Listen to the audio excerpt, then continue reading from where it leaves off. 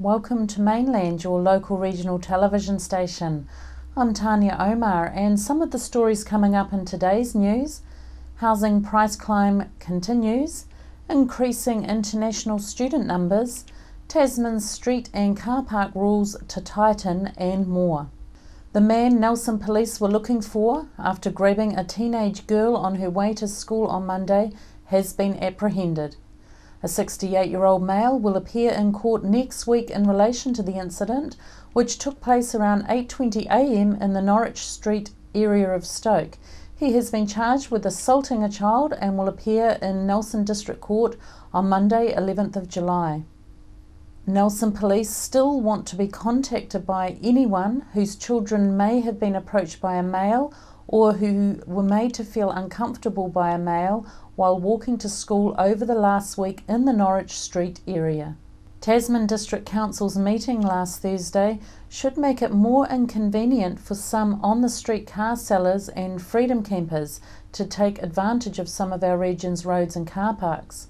Chrissy Small spoke to Tasman District Councillor Judine Edgar about Council's latest approach to these issues. Judine, we've got other issues out there in Richmond. We've got people trying to sell their vehicles. Now, I know that when I've looked for a vehicle, I've often driven down there to see what's available, but it's become a real issue. Can you talk to me about how Council intend to address the issue of those cars? Yeah, so we're doing a traffic control bylaw. It's out for consultation at the moment. But there's a strip in particular right across the front of Waimea Intermediate, sort of running from Arborlee through to William. And the problem is that there are now cars there pretty much 24/7, 365. And so it does two things. One is people slow down to look at the cars, which can cause a traffic hazard. And also, it means there's no car parks at all for anyone who is trying to drop off a child at school or who may want to watch their child play sport. Yeah, and I guess maybe because I've been in Richmond a long time, I have had time away, but it sort of used to be like this, I guess, unwritten relationship where the cars were there on the weekends for sale, and Monday to Friday, the parks were there for school. But look, at any given hour of the day or night, when I drive past, there are cars parked there, and there are no car parks there whatsoever. Yeah, so we've got students who are driving to school, nowhere for them to park. And so, yeah, that must be quite concerning because it's also a safety issue with a lot of students coming and going from school. What's your suggestion for those people that want to sell their vehicles? What would you suggest they do? What's a good way that they could actually utilise the streets in a better way? I mean, I guess these days, of course, selling something online is probably a better way of marketing because you get infinitely a larger audience. You know, and you don't have to use trade me's that have fees and a commission attached. There's a significant amount of Facebook pages these days that you could use. I'm sure there's ones dedicated to cars. There's lots of general ones. There is, of course, outside your own, wherever you live. Yeah, you could trade it in depending on what you're doing. Look, I guess the problem has been about that 24/7, 365 use. Yeah. And it is a bylaw out for submissions. So I guess if people have a compromise solution, maybe, for example, going back to that banning Monday to Friday, available Saturday, Sunday, banning certain hours, whatever, they're the suggestions we want to hear because there's certainly more ideas out there than just what council may have, and so this is the thing, is we are after submissions, ideas on how to make it. So it doesn't have to be an all-in or an all-out. Certainly the proposal is a ban, but give us your suggestions, give us your ideas of what can work and how to address it. But Salisbury Road is the busiest road Tasman District owns. So if we take state highways out, of course, your Gladstone Road's a state highway, But Salisbury Road is our busiest road, and it is not getting any quieter. And so that high volume of use needs to be taken into account with any solution. Okay, now we're going to car parks. Car parks with freedom camping. We've got some issues in Motueka, well, they're just about everywhere, but tell us what council are looking at doing. So there's also some proposed car parking bans also as part of that traffic control bylaw. There's a number of residents who have been having ongoing issues, and it's really sad actually, because I actually think that New Zealand as a country does lend itself to some nice freedom camping, and there are a lot of people who freedom camp really responsibly. So it's about making sure we crack the walnut with the appropriate size tool and not with a sledgehammer. The reality is that there's so many, online sites out there that recommend where people can go and can't go, and maybe we need to be on those as well, saying, oh, don't go there, it's a really negative place. So maybe council could look at putting a list of those sorts of things on their own website, do you think? Yeah, certainly we have information on the formal sources. The catch is it's not the formal sources that are being used a lot of the time. But I also, while the freedom camping issues are separate in themselves, I have to say that freedom campers aren't the only people who litter and make a mess in our parks and reserves, unfortunately. It can be, day people who, come out to a lovely reserve and the rubbish gets left on the ground. Yeah. So that's why we also need to be clear about where the problem lies, and not just blame one group. Not just blame one group. Certainly we do know down the Motueka Beach Reserve that there is definitely a freedom camping issue. I'm not saying that there's not. There is one down there. But, more rubbish bins or more facilities doesn't always fix the problem, because it can then attract more people there. Yeah. So you need to be careful about that as well. The latest monthly quotable value house price index for June shows that nationwide residential property values have increased 13.5% over the past year. Nelson home values have increased 11.4% in the year to June 2016 and 3.1% over the past 3 months. The average value in the city is now $460,495. The Tasman district also increased by 9.8% over the past year and 3.4% over the past 3 months. And the average value in the district has now reached $456,144. QV Home Value Nelson registered valuer Craig Russell said there is no sign of a winter slowdown in the Nelson residential property market, with values continuing to climb in ideal market conditions for property sellers.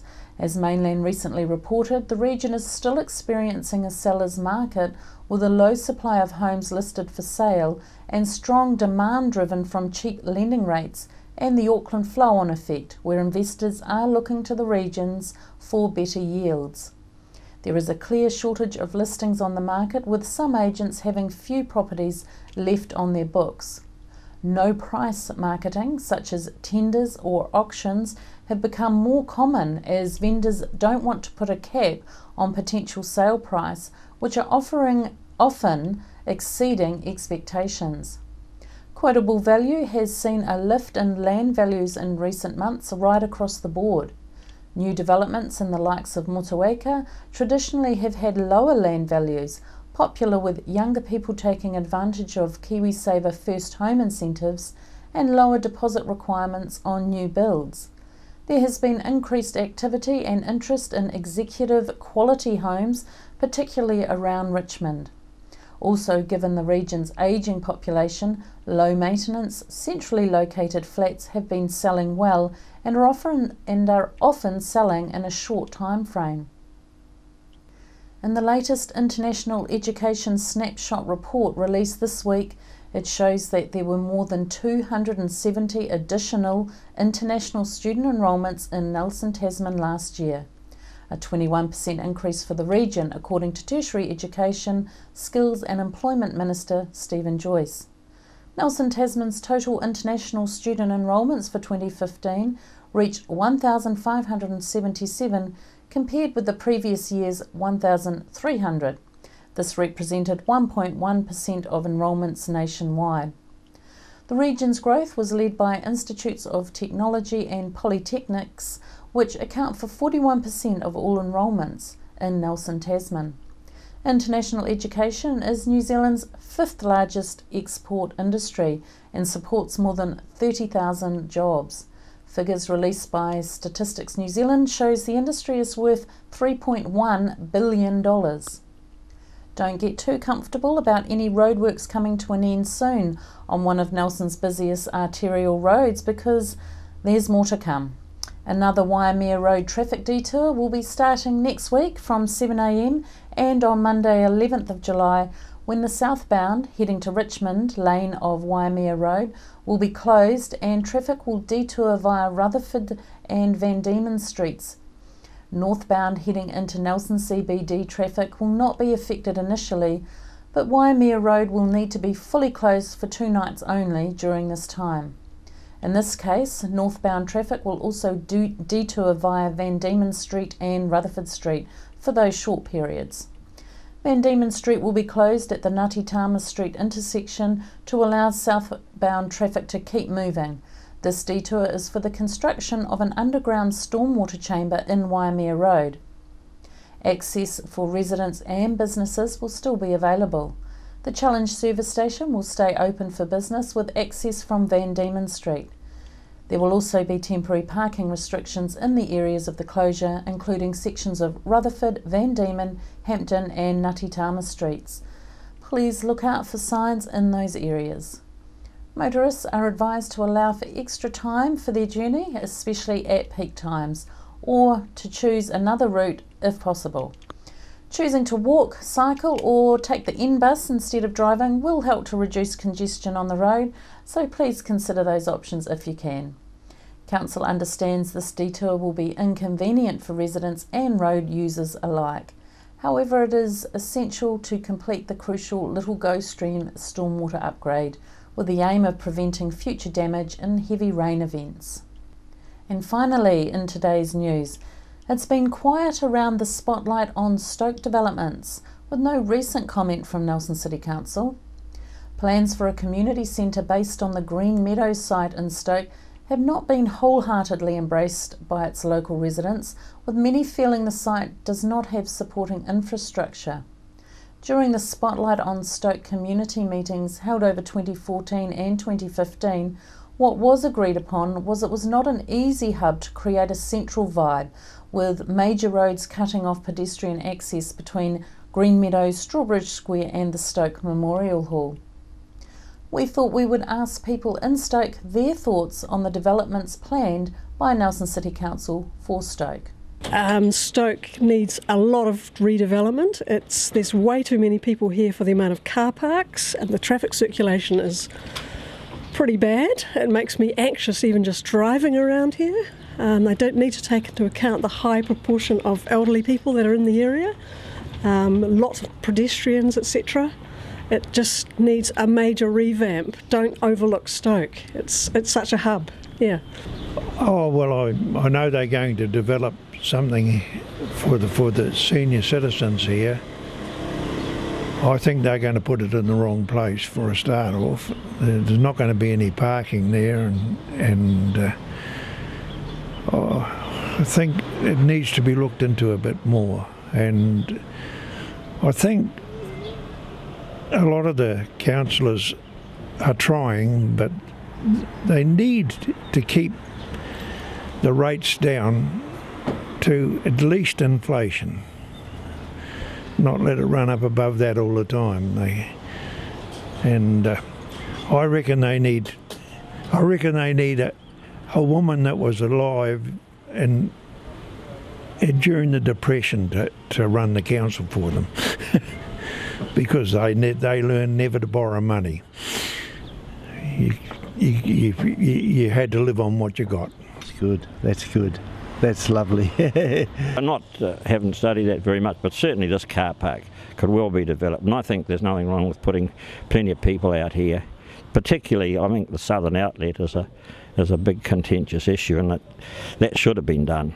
I mean, there was a schoolboy wrote a letter to the paper the other day, and he had a good proposal for that southern outlet, and it could be done without destroying the Victory people, and that would mean that sort of dormitory suburbs like Stoke could really go ahead the right way. Yeah, because the town's pretty full now. Yeah. After the break, we'll bring you the latest weather update and some events and happenings coming up from around the region. Are you looking for a scooter, walker, wheelchair, baby seats or pushchairs? Then come in and see the Nelson Region Specialist at Mobility for You, 269 Queen Street, Richmond, opposite the library. We have a huge selection of scooters, walkers, wheelchairs and accessories, along with a free booklet guide. We also provide a breakdown service if you ever get a puncture or a flat battery. We have fully equipped service vans to rescue you. Hi, I'm Robin Jordan, and I invite you to call in and see the friendly team at Mobility for You, 269 Queen Street, Richmond, opposite the library. Hi there, Julian Toon, Waimea Telecommunications.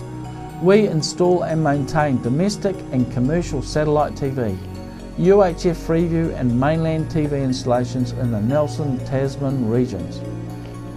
We specialise in Panasonic telephone systems and provide communications, Wi-Fi, IT and wiring for internet, fibre, computers and DSL systems. At Waimea Telecommunications, we also provide specialist electronic systems for features such as a security camera you can watch on your TV, visitor alert systems and much more. Improve your security and communication and entertainment today. Call us on Waimea Telecommunications on 021 472297, ytel.co.nz.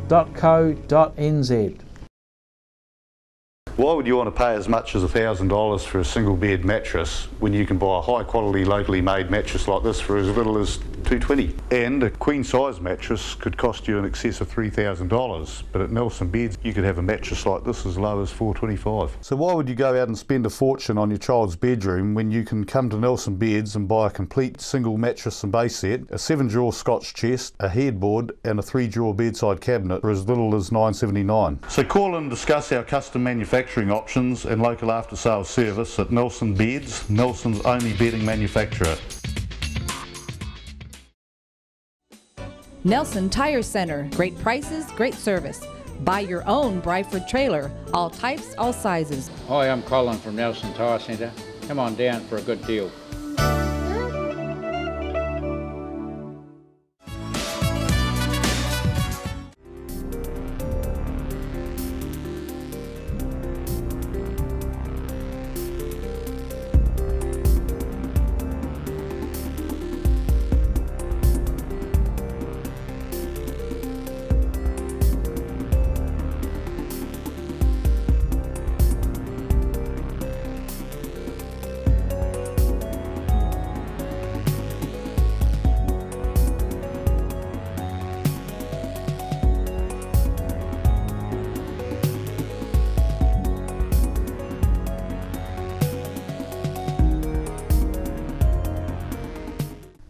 The Nelson School of Music AGM is on Thursday, 21st of July at 7 p.m. at the Baptist Centre, 193 Bridge Street, Nelson.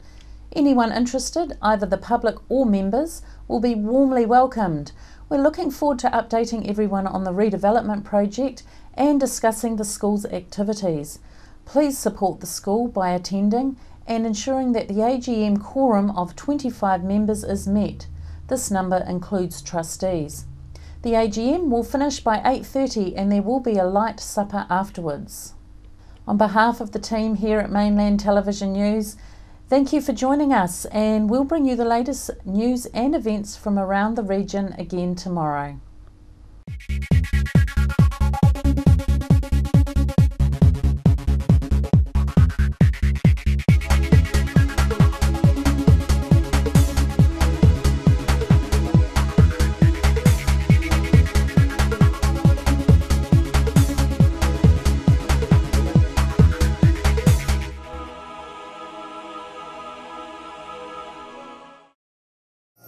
supporting local content so you can see more of New Zealand on air. We're the team at JCar, right here in Nelson, 120 Hardy Street. Our shop is full of electronic items, including security alarm systems, electronic components, solar and power, electronics toys,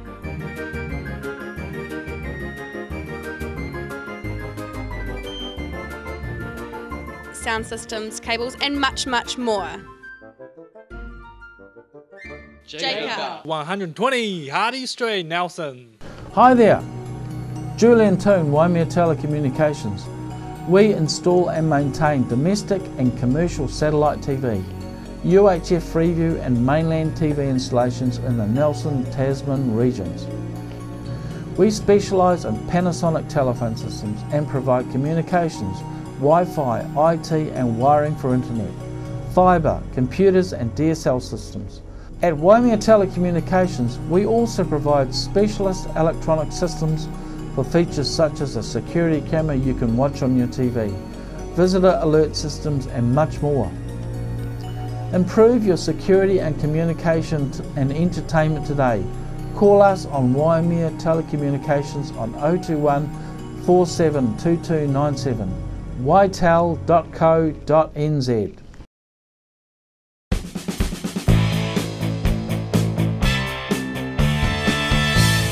I'm Larry London from VOA Music Mix, bringing you news on the hour from around the world, plus music 24/7, from the latest hits to those classic favorites to jazz on Saturday mornings, plus much, much more.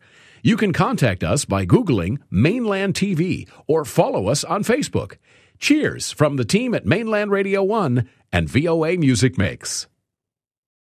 Why would you want to pay as much as $1,000 for a single bed mattress when you can buy a high quality locally made mattress like this for as little as $220? And a queen size mattress could cost you in excess of $3,000, but at Nelson Beds you could have a mattress like this as low as $425. So why would you go out and spend a fortune on your child's bedroom when you can come to Nelson Beds and buy a complete single mattress and base set, a 7-drawer Scotch chest, a headboard and a 3-drawer bedside cabinet for as little as $979? So call and discuss our custom manufacturing options and local after sales service at Nelson Beds, Nelson's only bedding manufacturer.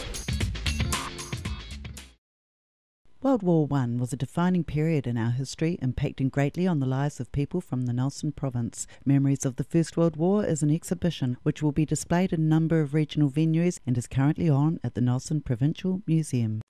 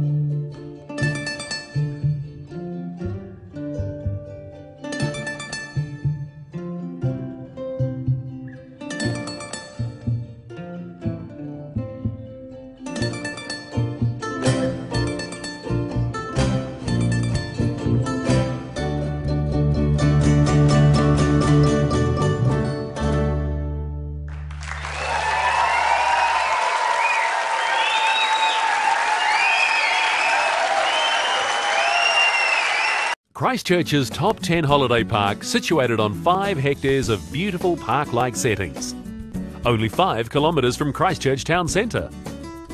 10 minutes from Christchurch International Airport and minutes away from Northlands Mall and all its facilities, including a 24-hour supermarket. And just across the road is a great variety of restaurants to choose from. Christchurch Top 10 Holiday Park has been a family-owned business for over 40 years and a proud member of the Top 10 Holiday Park Group, New Zealand's premier holiday parks chain. Our Top 10 Holiday Park is world-renowned as a family park and provides a wide range of facilities such as a heated swimming pool, bike hire, free barbecues, a jumping pillow, trampolines, a family games and TV room, and wireless internet. Accommodation options cater for a wide variety to suit all needs, from tent and camper van sites to family, luxury and corporate motels. And to make life easy for wary travellers, we even have a drive-through camper van check-in. At our Top 10 Holiday Park, we even provide housing solutions for earthquake-damaged houses and help with insurance approval.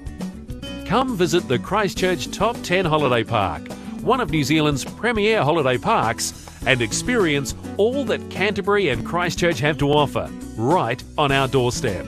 Christchurch's amazing Top 10 Holiday Park. Top experience, always. Meadow Park, located on Cranford Street near the main North Road, Christchurch. You can't touch this. You can't touch this. Tune into Sunshine Radio, 87.8 and 107.5 FM. Music hits me so hard, can't touch this.